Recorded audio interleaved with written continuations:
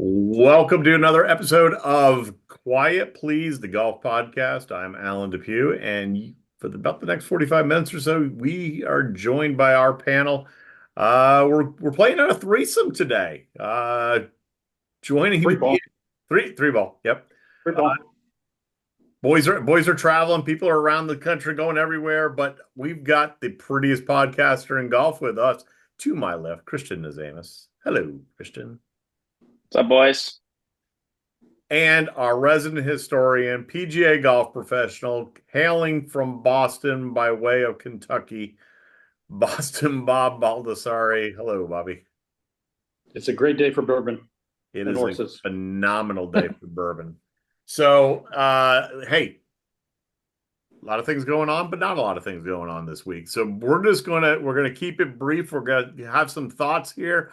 I actually wrote down some notes. Unusual, Christian, I know, but U.S. Women's Am, the Ryder Cup's in the news again, but all eyes are obviously over in Paris for the Olympics, where the golf course there had more of Rory's golf balls.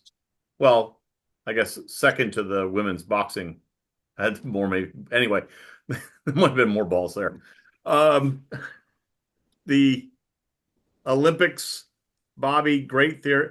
Come on, I tried to poke fun at the whole boxing controversy. Anyway, no what? Nothing. Nobody. Returning boxing show now. The heck with golf. All right. Anyway, back to the Olympics. Great theater, Christian. We were having our little text thread. Um, Scottie Scheffler. I mean, he's clear. Obviously, he does what Scotty does. I mean, he won the tournament. I wouldn't say he went out there and, I mean, he shot course record on a Sunday. John Rahm had an utter collapse, point blank. Um, and Scotty just did what Scotty does best. I mean, there's no other way of saying it. It's just like we've seen it all year. I mean, player of the year locked up. Not only is he probably going to be a clear-cut favorite to win the FedEx Cup, I mean, I think personally the FedEx Cup is his this year, if I'm being honest. And I think if he doesn't win, it's a disappointment. But again, 7 wins worldwide, gold medal, major championship, like arguably 2 major championships with the players. Like, I mean, this was just right up there with that field. That leaderboard, we could not have asked for a better leaderboard, in my Amazing, opinion. amazing leaderboard, without In my opinion. question. Brandel Chablis, one of the biggest collapses in golf. He's calling John Rahm down the stretch. Bobby, do you agree? What say you? I wouldn't say one of the biggest collapses, a disappointing collapse, mind-numbing collapse for sure. Not sure about some club selection or maybe loss of confidence or whatever. But and then you had Rory, the nearly man. He's calling himself nearly. Like he's like talking himself right off the cliff now. That's some strange language here you wouldn't hear, other players of other eras talking like that. But yeah, how about Scotty? Like, hey, how was your year? Well, won some majors, won Olympic gold. I got arrested. What a crazy year. But I'm watching off and on the first couple of rounds, and I'm thinking the guy just putt's not that good for such a phenomenal, crazy, crazy great player, and he just didn't look like he was going to have it, and then bang. Well, I mean, the final round, he's hitting it so close. I mean, did it Yeah. didn't even matter in some cases? And I want to point, picking on Rory, picking on John Rahm, clearly immense talents. John Rahm is just you hit it. They're both like losing it up top. And for different ways. John Rahm, every little thing is being dissected. It's almost like he's hearing the rabbits everywhere. I mean, he's got Like rabbit. Sergio. Yeah, Remember you were with Sergio? yeah. He's got rabbit ears, and he's hearing everything. And it's like he's second. I'm just speculating, folks. Forgive me, but it's like he's so much worried about and hearing everything that's being said about him in the media and everything else since he, basically stuck it to the golf fans, that he's adding all this extra pressure to his game. And you yelled over in the gallery and you told F you. It's out of control, actually. I looked at Allison after he finished 9 holes when he was at 20 under. I said this is going to be boring to watch, right? I genuinely thought it was going to be boring to watch. Jon Rahm won his medal. Great, good for him. He barely didn't even have to hit a driver on the back nine whatsoever. Maybe 17, hit a driver. Okay, I get that. He just had to coast. If he shot one over par, arguably would have been in the playoff for a medal. If he shot even par, gold medal's his. I'm not a huge Chambly fan, but like I think I wouldn't say it was a collapse equal to Rory. That's just me, right? I think Rory's collapse was a little bit more, if I'm being honest, just because of the circumstances. I'm not discrediting the Olympics in any way, shape, or form, but Rory not having the major, trying to close that major down, I think that was a little bit more in my books personally. From a technical standpoint, swing wise, is the old adage: short swing gets shorter faster under the gun. And I wonder now if Rahm, not used to being under the gun as much, the LIB, situation, it might look the same to the average eye, but a short swing under the gun goes quick, fast, and you don't have to be off by much. Bobby, I joked about it the last time or before we hit record last week. I remember saying this. His swing is even shorter than mine anymore. Mine is short. I mean, he is quick, and he's always been quick. He's always been all the Spanish guys seem to have that fast, tempo to their swing. Yep. I'm going to point to one shot in particular. The par 3 pulls it left, short sides himself, and he's sitting in it a little bit, right? Hits it up to the top of the slope, tries to get too cute with it, rolls back down, right at his feet again. His next chip, his body language told everything. He chips it, and he almost hops like with his knees, like please just get up there, please just get up there. And it scampers past the hole, and I think he either made 4 or made 5. I can't remember how it was, but you could just tell at that point he was done. Yeah. I think, yeah. Go ahead, Bobby. No, you go ahead. I was gonna say I think he has one of the worst attitudes in the world on the golf course. He gets pissed off every single time he hits a bad shot, and it's blatantly obvious. I just think that for him, I don't know how to describe it to you. I feel like everybody in LIV except for Bryson, and you can make an exception for a couple other golfers here and there. I just don't think they care about the game as much anymore, just because they got the money, they got the paycheck. You know what? We're sportsmen, Christian, and we're supposed to just the best play the game, right? I actually found myself saying, please don't let Jon Rahm win, because I didn't want somebody to validate, further validate LIV and everything else. And I believe I'm right. I think that he's hearing everybody, and he's his own self-demons and self-doubt for having made that decision is creeping into his head. Yeah, there's something going on there. I think both guys should go see our buddy Stephen Yellen, try to get the fluid motion quietness going, because it's, like Bobby Jones said, it's that 6 inches between your ears. That's tournament golf, especially. And if you're not quiet, if you're not thinking at least sane, I don't think either of them are going to do well. Rory seems to be talking himself right off. Like when you start self-anointing yourself nearly, man, like that was weird. Yeah, that comment pissed me off, to be honest with you. After he said that, it's like you look at a Scottie Scheffler interview and how like the pride for playing for your country, like this comes around only like for the Olympics, obviously every couple of years, and same with the Ryder Cup and the President's Cup. Like, in my opinion, those should not be played for money. You're representing your country. You're already flying out there for free, basically. All your gear's free. Everything else that you have for that week or a couple weeks that you're there is all taken care of, obviously. You're representing your country, and on top of it, you get compensated for winning a medal. So technically, you are playing for money, right? You're just not playing for the millions of dollars that you're normally getting. I just think over the last couple of months with Rory, I think he's been very pissed off, and I think it started at Pinehurst and him not closing that out. I've noticed that like his confidence on the greens especially have just gone out of this world.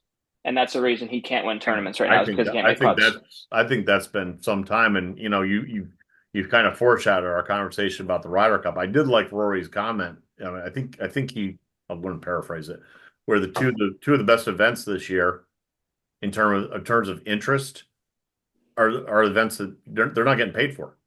It's pride.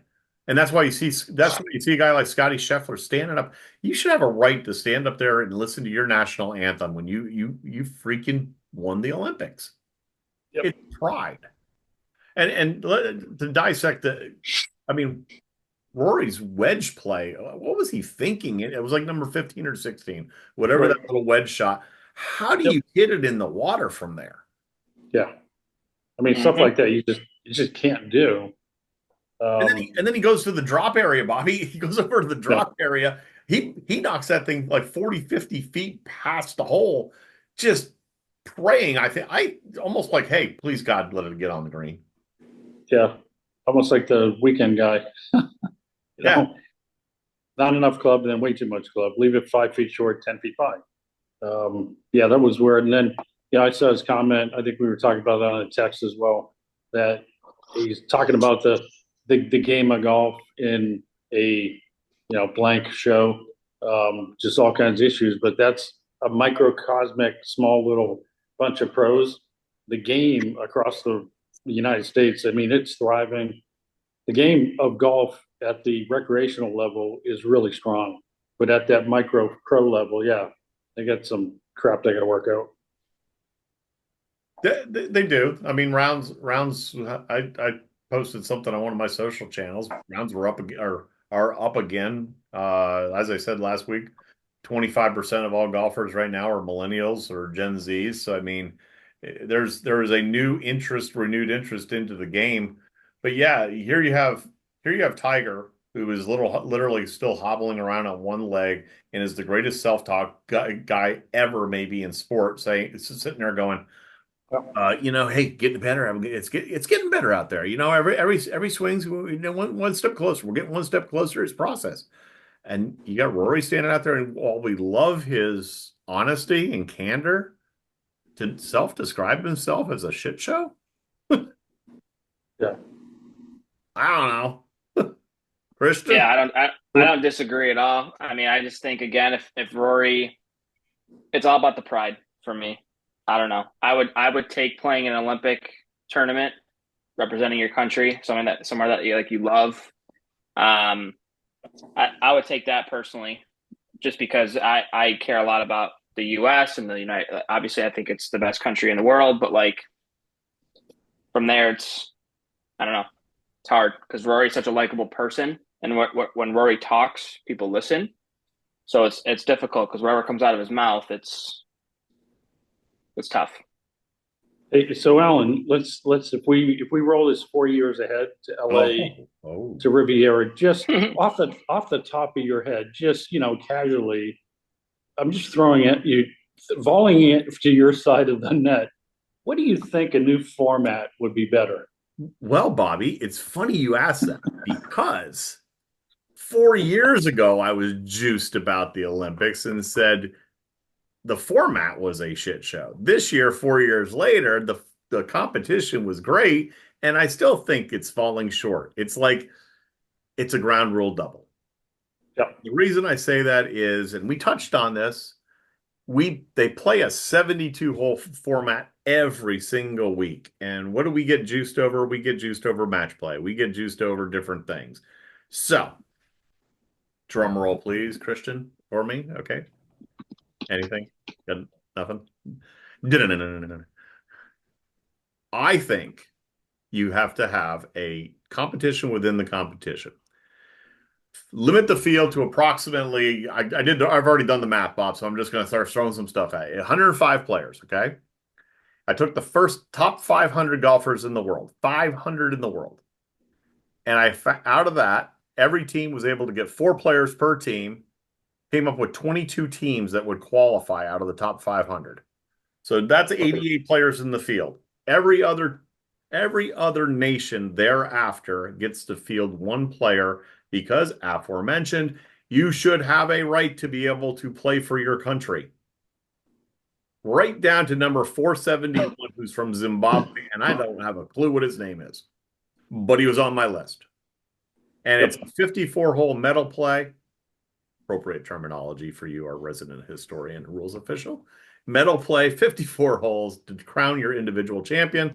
Top 8 teams out of the 22 teams go into match play. And in the match play format, 36 holes the first day, quarterfinal, semifinal, setting it up for one 18-hole, 4 players. There you go. There you have it. Crowning a champion. You could even have the consolation match going off starting on the back 9 or something like that.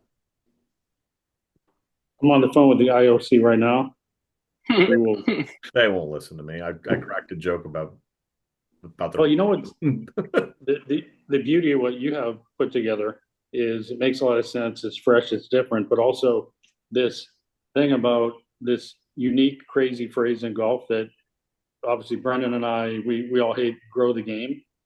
If you look at what other Olympic sports have done when they introduced it, and then they did it the right way, they did grow a sport in areas and around the world that maybe nothing would ever happen. So to your point, it's brilliant because this would open the funnel more around the world to get some countries involved, to get some national teams going.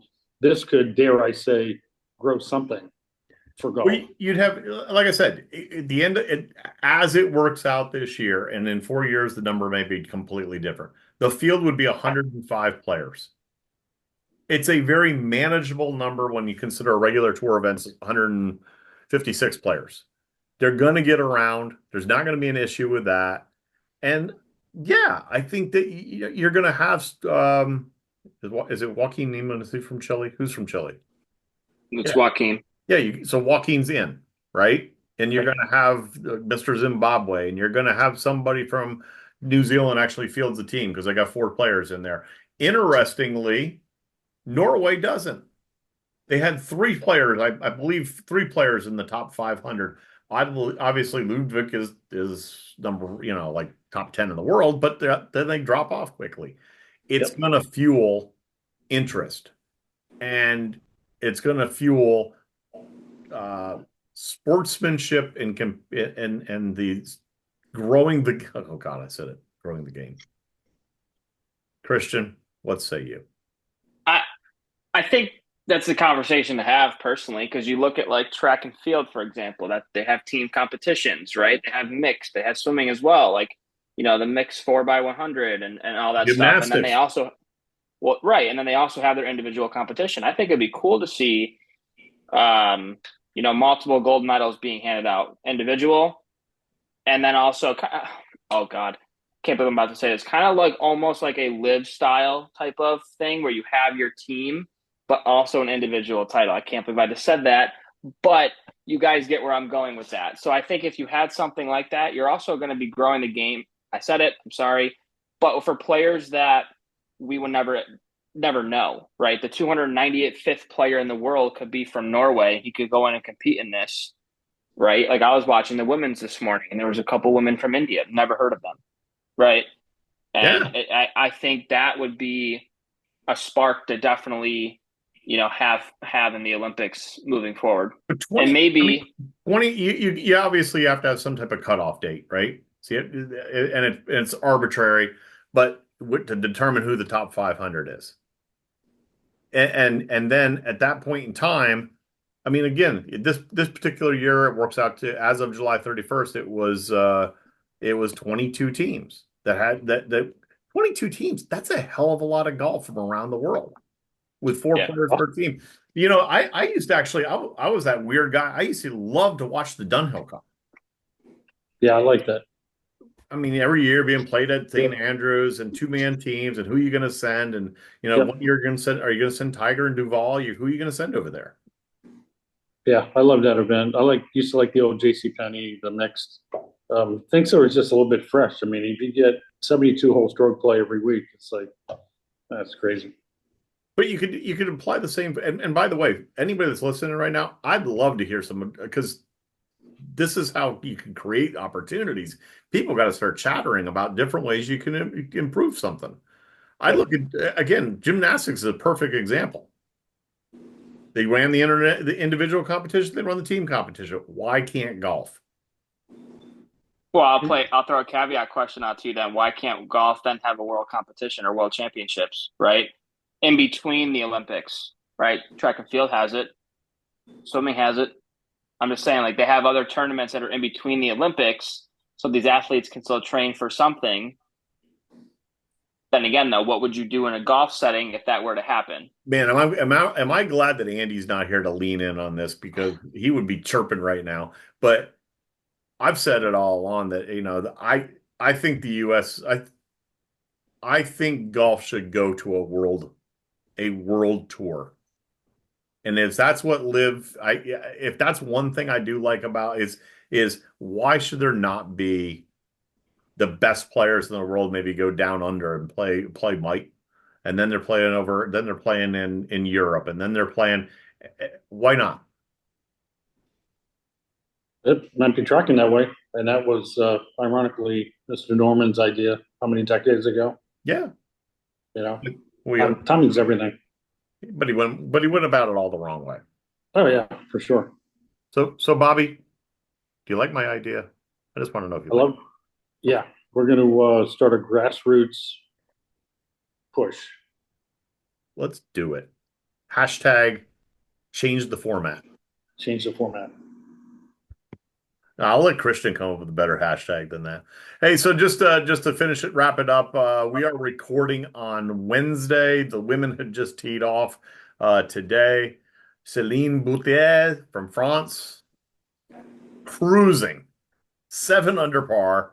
I mean, she's distancing. I think there was a -4, and the rest are -2.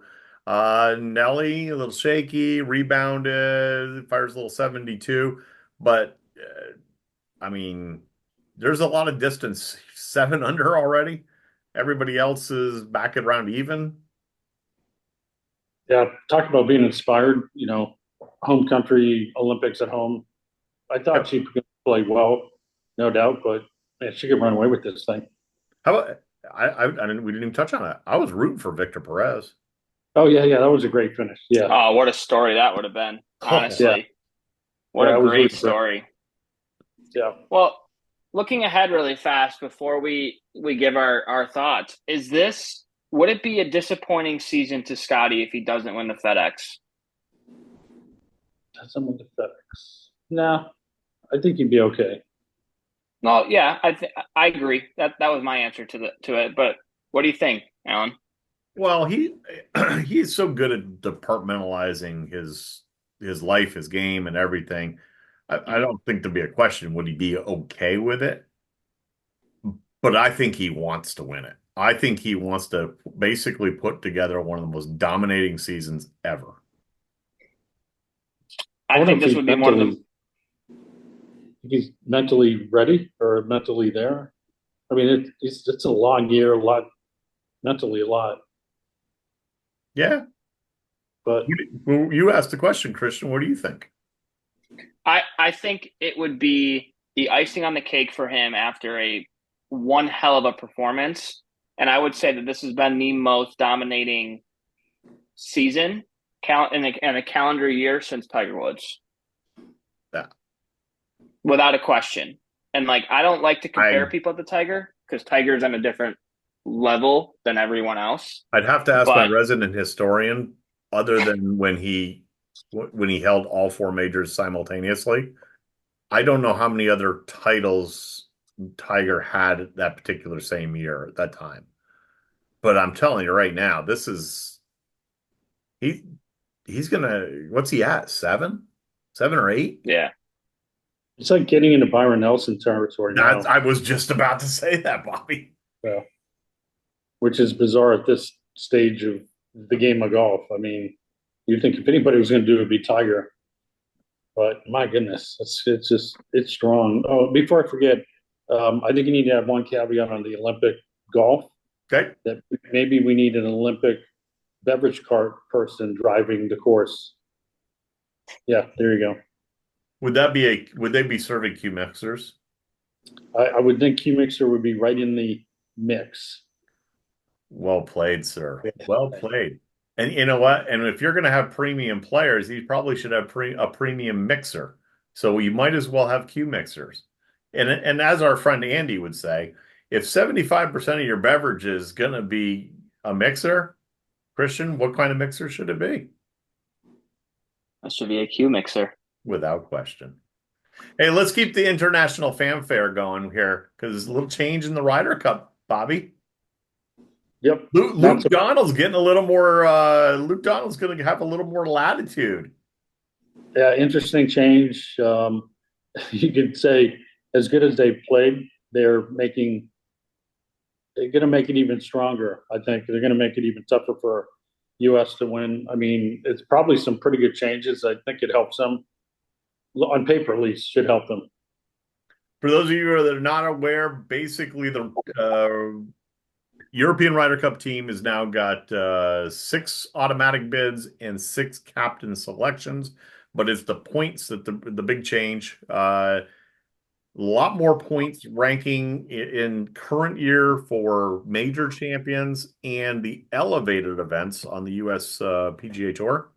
I think the Rolex elevated on the DP is slightly ahead, and then the other, and that's, no, I'm sorry, that's equal to the other PGA Tour events. Then you have other events slash typical DP. So it gives them a lot more latitude with the big events where there's bigger, tougher fields. I mean, if you stand out, you're playing European player at that time, Yeah. bodes well for you.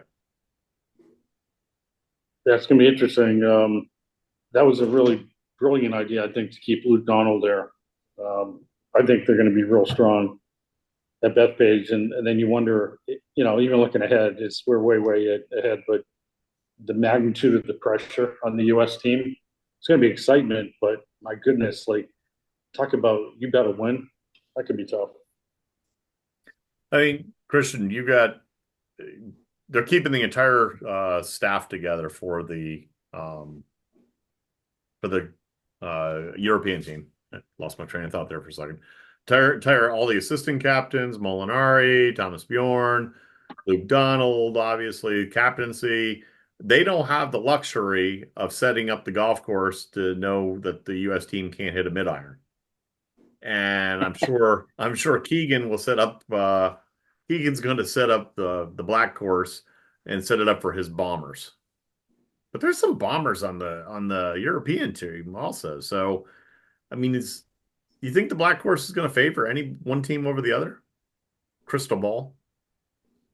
It's kind of hard to say. I feel like obviously I have to say US and be biased, but I think it's really going to be a tight Ryder Cup. But I think it's going to be a great Ryder Cup to watch. It's just kind of a matter of I'm curious to see who Keegan puts with who, right? And I think who they go up against on the European team. There's a lot of bombers on both sides, right? But as we all know, when it comes to golf, it's a matter of who puts the ball in the hole, right? And I think if whoever putts better, obviously self-explanatory is going to win.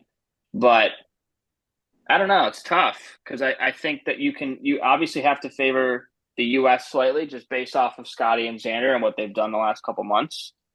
But then again, you also got Ludwig, you also got Rory, powerhouse. Rory always shows up in a Ryder Cup no matter what, and it's going to be a lot of fun to watch. I just think it's going to be a lot closer than people think, personally. Hey, if I make one digressing comment. Monday this week, I played at Valhalla in Louisville. We had a Kentucky PGA, really, really great pro-am for youth on course. And, I think I still hit it okay. And when I was playing some of the holes, I played 2 tee areas up, like a pretty good bump up. Some of the areas it was 1, but a lot of it was mostly 2. And I like 17. I looked at 17. I was like, I ripped it, got it over those bunkers. But then I looked back and I was like, this is another 80 yards back. And those guys are hitting it over those bunkers, 80 yards behind where I was.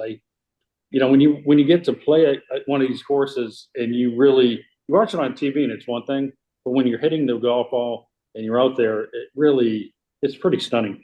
It really is. I mean, as far as those guys can hit it, it's insane. I mean, they're hitting it a quarter of a mile. Yeah, it's pretty impressive for sure. I think Christian, I mean, Christian is in the dark. yeah, Christians, what do you do? What are you doing? I'm right here. Sorry. Right Going here. undercover. You have any thoughts on that?